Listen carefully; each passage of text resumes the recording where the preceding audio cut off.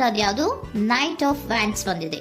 ಯಾವುದೋ ಕೆಲವೊಂದು ನಿರ್ಧಾರಗಳನ್ನ ಮಾಡ್ತಾ ಇರುವಂತಹದ್ದು, ಧೈರ್ಯದಿಂದ ಕೆಲವು ನಿರ್ಧಾರಗಳನ್ನ ನೀವು ಮಾಡ್ತಾ ಇರುವಂತಹದ್ದು ರೆಪ್ರೆಸೆಂಟ್ ಆಗ್ತಾ ಇದೆ. ಆಕ್ಷನ್ಸ್ ಅನ್ನ ತಗೋತಾ ಇರುವಂತಹದ್ದು ನಿಮಗೆ ರೆಪ್ರೆಸೆಂಟ್ ಆಗ್ತಾ ಇದೆ ಬಾಟಮ್ ಆಫ್ ದ ಡಕ್ ಅಲ್ಲಿ. ಓಕೆ, ಇನ್ ನಿಯರ್ ಪಾಸಿಟಿವ್ ನಲ್ಲಿ ಏನಾಗಿದೆ? ನಿಮ್ಮ ಲವ್ ಲೈಫ್ ವಿಚಾರವಾಗಿದ್ರೆ ದ ಫೂಲ್ ಕಾರ್ಡ್ ರೆಪ್ರೆಸೆಂಟ್ ಆಗಿದೆ. ತುಂಬಾನೇ ಚೆನ್ನಾಗಿದೆ, ಜಾಯ್ಫುಲ್ ಆಗಿತ್ತು, ಬಿಗಿನಿಂಗ್ ತುಂಬಾ ಚೆನ್ನಾಗೇ ಇದೆ. ಕಾರ್ಡ್ ಬಂದಿರುವಂತಹದ್ದೇನು? ವೀಲ್ ಆಫ್ ಫಾರ್ಚೂನ್ ಬಂದಿದೆ. ಸೊ ನಿಮ್ಮ ಲವ್ ಲೈಫಿನ ವಿಚಾರವಾಗಿ ನೀವು ಕೆಲವೊಂದು ಬದಲಾವಣೆಗಳನ್ನ ನೀವು ಮಾಡ್ಕೊಂಡಿರುವಂತಹದ್ದು ಇಲ್ಲಿ ರೆಪ್ರೆಸೆಂಟ್ ಆಗ್ತಾ ಇದೆ. ಕ್ವೀನ್ ಆಫ್ ಕಪ್ಸ್ ಏನನ್ನ ರೆಪ್ರೆಸೆಂಟ್ ಮಾಡುತ್ತೆ? ಸೊ ಕ್ವೀನ್ ಆಫ್ ಕಪ್ಸ್ ನೀವು ಯಾಕೆ ಬದಲಾವಣೆಗಳನ್ನ ಮಾಡ್ಕೊಂಡಿದ್ದೀರಾ? ಕೆಲವೊಂದು ರೀತಿಯ ಸ್ಟೇಬಲ್ ಇರಬೇಕು, ಬಹಳ ಕೇರ್ ಅನ್ನ ಮಾಡ್ತಾ ಇರುವಂತಹದ್ದು, ಲವ್ ಲೈಫಿನ ವಿಚಾರವಾಗಿ ಬಹಳಷ್ಟು ಇಂಟ್ರೆಸ್ಟ್ ಅನ್ನ ತಗೊಂಡಿರುವಂತಹದ್ದು ನಿಯರ್ ಪಾಸ್ಟಿನಲ್ಲಿ ರೆಪ್ರೆಸೆಂಟ್ ಆಗ್ತಾ ಇದೆ. ಓಕೆ, ಎಟ್ ಪ್ರೆಸೆಂಟಿನಲ್ಲಿ ಯಾಕೋ ನಿಮ್ಮಲ್ಲಿ 2 ಆಪ್ಷನ್ಸ್ಗಳು ಇರುವಂತಹದ್ದು ರೆಪ್ರೆಸೆಂಟ್ ಆಗ್ತಾ ಇದೆ. ಯಾಕೋ 2 ಆಲೋಚನೆಗಳನ್ನ ನೀವು ಮಾಡ್ತಾ ಇರುವಂತಹದ್ದು ಅಟ್ ಪ್ರೆಸೆಂಟಿನಲ್ಲಿ ರೆಪ್ರೆಸೆಂಟ್ ಆಗ್ತಾ ಇದೆ. 2 ಆಯ್ಕೆಗಳು ನಿಮ್ಮಲ್ಲಿ ಇರುವಂತಹದ್ದು, 2 ಆಲೋಚನೆಗಳನ್ನ ಮಾಡ್ತಾ ಇರುವಂತಹದ್ದು, ಏನೋ ಒಂದು ರೀತಿಯ ಕನ್ಫ್ಯೂಷನ್ಸ್ ಅಲ್ಲಿ ಇರುವಂತಹದ್ದು ನಿಮ್ಮ ಲವ್ ಲೈಫ್ ನ ವಿಚಾರವಾಗಿ ರೆಪ್ರೆಸೆಂಟ್ ಆಗ್ತಾ ಇದೆ. ಓಕೆನಾ? ಸೆಕೆಂಡ್ ಕಾರ್ಡ್ ಯಾವ್ದು ಬಂದಿದೆ? 10 ಆಫ್ ಕಪ್ಸ್ ಬಂದಿದೆ. ಸೊ 10 ಆಫ್ ಕಪ್ಸ್ ನಿಮ್ಗೆ ಫುಲ್ಫಿಲ್ಮೆಂಟ್ ಇರುತ್ತೆ, ಸಮಾಧಾನ ಇರುತ್ತೆ, ಖುಷಿಯಾಗಿರುತ್ತೆ ಅನ್ನೋದು ನೀವು ಆಲೋಚನೆಯನ್ನ ಮಾಡಿದ್ರಿ. 2 ಆಯ್ಕೆಗಳಲ್ಲಿ ಯಾವ್ದನ್ನ ಸೆಲೆಕ್ಟ್ ಮಾಡಬೇಕು? ಸೆಲೆಕ್ಟ್ ಅನ್ನ ಮಾಡ್ಕೊಂಡ್ರೆ ನನಗೆ ಖುಷಿಯಾಗಿರುತ್ತೆ, ಸಮಾಧಾನ ಆಗುತ್ತೆ ಅನ್ನೋಂಥ ಯೋಚನೆಯನ್ನ ಒಂದು ಸಾರಿ ಮಾಡಿದ್ರೆ, ಇದರ ಮತ್ತೊಂದು ಸಾರಿ ನೀವೇನ್ ಅನ್ಕೋತೀರಾ? ಏನಾದ್ರು ನನಗೆ ಇದರಿಂದ ಮೋಸ ಆಗುತ್ತಾ, ಅಥವಾ ಇದರಿಂದ ನನಗೇನಾದ್ರು ತೊಂದರೆ ಆಗುತ್ತಾ, ನನ್ನನ್ನು ನಾನು ರಕ್ಷಣೆ ಮಾಡ್ಕೋಬೇಕಾಗತ್ತಾ ಅನ್ನೋಂತಹ ಆಲೋಚನೆಯನ್ನು ಕೂಡ ನೀವು ಮಾಡುವಂತದ್ದು ರೆಪ್ರೆಸೆಂಟ್ ಆಗ್ತಾ ಇದೆ. ಯಾಕೋ ನಿಮ್ಮಲ್ಲಿ ಸಮಾಧಾನ ಇಲ್ಲ, ಕನ್ಫ್ಯೂಷನ್ಸ್ ಇದೆ, 2 ಆಯ್ಕೆಗಳು, ಯಾವ ನಿರ್ಧಾರವನ್ನು ಮಾಡಬೇಕು ಗೊತ್ತಾಗ್ತಿಲ್ಲ. ಸೊ ಅದಕ್ಕೆ ನೋಡಿ, ನೀವು ಬೇಜಾರಿನಿಂದ ಮೂವಿಂಗ್ ಆನ್, ಬದಲಾವಣೆ ಆಗ್ತಾ ಇರುವಂತಹದ್ದು ರೆಪ್ರೆಸೆಂಟ್ ಆಗ್ತಾ ಇದೆ. ಚೇಂಜಸ್ ಅನ್ನ ಮಾಡ್ಕೋತಾ ಇರುವಂತಹದ್ದು ಇಲ್ಲಿ ಪ್ರೆಸೆಂಟಿನಲ್ಲಿ ರೆಪ್ರೆಸೆಂಟ್ ಆಗ್ತಾ ಇದೆ.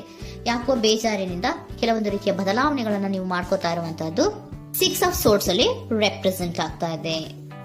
ನೀವು ಈ 6 ಆಫ್ ಸೋರ್ಟ್ಸ್ ಮತ್ತೆ ಏನನ್ನ ರೆಪ್ರೆಸೆಂಟ್ ಮಾಡುತ್ತೆ ಅಂದ್ರೆ, ನಾನು ಲವ್ ಲೈಫಿನ ವಿಚಾರವಾಗಿ ಒಂದು ಬೆಟರ್ ಆಪ್ಷನ್ಸ್ ಅನ್ನ ಸೆಲೆಕ್ಟ್ ಮಾಡ್ಕೋಬೇಕು ಅನ್ನುವಂತಹ ಆಲೋಚನೆಯನ್ನ ಮಾಡ್ತಾ ಇರುವಂತಹದ್ದು ರೆಪ್ರೆಸೆಂಟ್ ಆಗ್ತಾ ಇದೆ. ಓಕೆನಾ? ನೀವೇನಂದ್ರೆ ಅಟ್ ಪ್ರೆಸೆಂಟಿನಲ್ಲಿ ನಿಮ್ಮ ಲವ್ ಲೈಫಿನ ವಿಚಾರವಾಗಿ ಬೆಟರ್ ಆಪ್ಷನ್ ಬಗ್ಗೆ ಯೋಚನೆಯನ್ನ ಮಾಡ್ತಾ ಇರುವಂತಹದ್ದು, ಅದರ ಬಗ್ಗೆ ಸ್ವಲ್ಪ ಕನ್ಫ್ಯೂಷನ್ ಅಲ್ಲಿ ಇರುವಂತಹದ್ದು ಅಟ್ ಪ್ರೆಸೆಂಟಿನಲ್ಲಿ ರೆಪ್ರೆಸೆಂಟ್ ಆಗ್ತಾ ಇದೆ. ಬಟ್ ನಿಯರ್ ಫ್ಯೂಚರಿನಲ್ಲಿ ಏನಿದೆ? 3 ಆಫ್ ಸೋರ್ಟ್ಸ್ ಇದೆ. ಕೆಲವೊಂದು ರೀತಿಯ ಬೇಜಾರುಗಳಿರುವಂತಹದ್ದು, ನೋವುಗಳಿರುವಂತಹದ್ದು, ಕೆಲವೊಬ್ರು ಅಳ್ತಾ ಇರುವಂತಹದ್ದು, ಭಾವನಾತ್ಮಕವಾಗಿ ತುಂಬಾ ಫೀಲ್ ಅನ್ನು ಮಾಡ್ತಾ ಇರುವಂತಹದ್ದು ನಿಮ್ಗೆ ರೆಪ್ರೆಸೆಂಟ್ ಆಗ್ತಾ ಇದೆ. ಯಾಕೆ ನಿಮಗೆ ಆ ತರ ಆಗತ್ತೆ ಅಂತ ಅಂದ್ರೆ, ಡೆವಿಲ್ ಕಾರ್ಡ್ ರೆಪ್ರೆಸೆಂಟ್ ಆಗಿದೆ. ಸೊ ಡೆವಿಲ್ ಕಾರ್ಡ್ ಏನನ್ನ ಹೇಳತ್ತೆ? ಅಡಿಕ್ಷನ್ಸ್ ಅನ್ನ ಹೇಳತ್ತೆ. ತುಂಬಾ ಯೋಚನೆಯನ್ನ ಮಾಡುವಂತಹದ್ದು, ಮೇಲಿಂದ ಮೇಲೆ ನೀವು ಒಂದನ್ನೇ ನೀವು ಯೋಚನೆ ಮಾಡ್ತಾ ಇದ್ರೆ ನಿಮ್ಗೆ ಅಲ್ಲಾಗುವಂತಹದ್ದೇನು? ನೋವುಗಳೇ ಅಲ್ಲಾಗುವಂತಹದ್ದು. ಸೊ ಯಾತಕ್ಕೆ ಅಂದ್ರೆ ನಿಮ್ಮಿಬ್ಬರ ಮಧ್ಯೆ ಕೆಲವೊಂದು ರೀತಿಯ ಘರ್ಷಣೆಗಳಿರುವಂತಹದ್ದು ರೆಪ್ರೆಸೆಂಟ್ ಆಗ್ತಾ ಇದೆ. ಕೆಲವೊಂದು ರೀತಿಯ ಮನಸ್ಸು ಒಂದೇ ತರ ಆಲೋಚನೆಯನ್ನ ಮಾಡ್ತಾ ಇಲ್ಲ. ಒಂದ್ಸರಿ ಆ ತರ ಯೋಚನೆ ಮಾಡ್ತೀರಾ, ಒಂದ್ಸರಿ ಈ ತರ ಯೋಚನೆ ಮಾಡ್ತೀರಾ, ಕನ್ಫ್ಯೂಷನ್ ಅಲ್ಲಿ ಇರ್ತೀರಾ, ಏನ್ ಮಾಡ್ಬೇಕು ಗೊತ್ತಾಗಲ್ಲ. ಸೊ ಅದಕ್ಕೆ ನಿಮ್ಗೆ ಬೇಜಾರು, ನೋವು ಇರೋಂಥದ್ದು. ಮತ್ತೆ ನೆಕ್ಸ್ಟ್ ಕಾರ್ಡ್ ಬಂದಿರುವಂತದ್ದೇನು? 5 ಆಫ್ ಪ್ಯಾಂಟಿಕಲ್ಸ್ ಬಂದಿದೆ. ಸೊ 5 ಆಫ್ ಪ್ಯಾಂಟಿಕಲ್ಸ್ ಏನು? ತುಂಬಾ ಇದು ಕೂಡ ತುಂಬಾ ಬೇಜಾರಿನಲ್ಲೇ ಇರುವಂತಹದ್ದು, ಫೀಲಿಂಗ್ ಲೆಫ್ಟ್ ಔಟ್ ಆಗ್ತಾ ಇರುವಂತಹದ್ದು, ರೀತಿಯ ಒಂದು ಬ್ಯಾಡ್ ಸಿಚುಯೇಷನ್ ಅಲ್ಲಿ ಇರುವಂತಹದ್ದು, ಅಂದ್ರೆ ಯಾವಾಗ್ಲೂ ನೋವು ಪಡ್ತಾ ಇರುವಂತಹದ್ದು, ಯಾವಾಗ್ಲೂ ಯೋಚನೆ ಮಾಡ್ತಾ ಇರುವಂತಹದ್ದು, ಇಮಿಡಿಯೇಟ್ ಫ್ಯೂಚರಿನಲ್ಲಿ ಈ ರೀತಿ ರೆಪ್ರೆಸೆಂಟ್ ಓಕೆನಾ? ಸೊ ದ ಮೂನ್ ಕಾರ್ಡ್ ಏನನ್ನ ರೆಪ್ರೆಸೆಂಟ್ ಮಾಡುತ್ತೆ ಅಂದ್ರೆ, ರಿಯಾಲಿಟಿಯ ಕಡೆಗೆ ಹೆಚ್ಚು ಗಮನ ಕೊಡದೇ ಇರುವಂತಹದ್ದನ್ನ ರೆಪ್ರೆಸೆಂಟ್ ಮಾಡುತ್ತೆ. ಓಕೆನಾ? ಇದಿಷ್ಟು ನಿಮ್ಮ ಸ್ವಂತಿನ love reading. Next angel guidance ನಿಮ್ಗೆ ಏನ್ ಕೊಡ್ತಾರೆ ಅನ್ನೋದನ್ನ ನೋಡೋಣ. ನೋ ಅನ್ನೋಂತ ಆನ್ಸರ್ ಅನ್ನ ಕೊಡ್ತಾ ಇದ್ದಾರೆ. So no, not the right time. ನೀವೇನು ಕೂಡ ಈ ಕನ್ಫ್ಯೂಷನ್ ಅಲ್ಲಿ ಇದ್ದಾಗ ಯಾವುದೇ ರೀತಿಯ ಡಿಸಿಷನ್ಸ್ ನ ಮಾಡೋದಕ್ಕೆ ಇದು ಕರೆಕ್ಟ್ ಆಗಿರುವಂತಹ ಟೈಮು ಅಲ್ಲ. Perfect timing. So perfect timing ಅನ್ನ ಬಂದಾಗ ನೀವು ಕೆಲವೊಂದು ರೀತಿಯ ಡಿಸಿಷನ್ಸ್ ಅನ್ನ ಮಾಡ್ಬೇಕಾಗತ್ತೆ. ಯಾವಾಗ ಅಂದ್ರೆ ನೀವು ಮನಸ್ಥಿತಿಯನ್ನ ನೀಟಾಗಿ ಇಟ್ಕೊಂಡಾಗ, ಕೆಲವೊಂದು ರೀತಿಯ ಕನ್ಫ್ಯೂಷನ್ಸ್ ಇಂದ ನೀವು ಆಚೆ ಬಂದಾಗ, ಯಾವಾಗ ನೀವು ಕ್ಲಿಯರ್ ಥಿಂಕಿಂಗ್ ಅನ್ನ ಮಾಡ್ತೀರಾ ಅದು ಪರ್ಫೆಕ್ಟ್ ಟೈಮಿಂಗ್. ಸೊ ಆಗ ನಿಮ್ಗೆ ಕೆಲವೊಂದು ರೀತಿಯ ಫರ್ಗಿವ್ನೆಸ್ ಅನ್ನೋದು ಇರುತ್ತೆ ಅನ್ನೋದನ್ನ ಏಂಜಲ್ ಗೈಡೆನ್ಸ್ ನಿಮ್ಗೆ ಹೇಳ್ತಾ ಇದ್ದಾರೆ.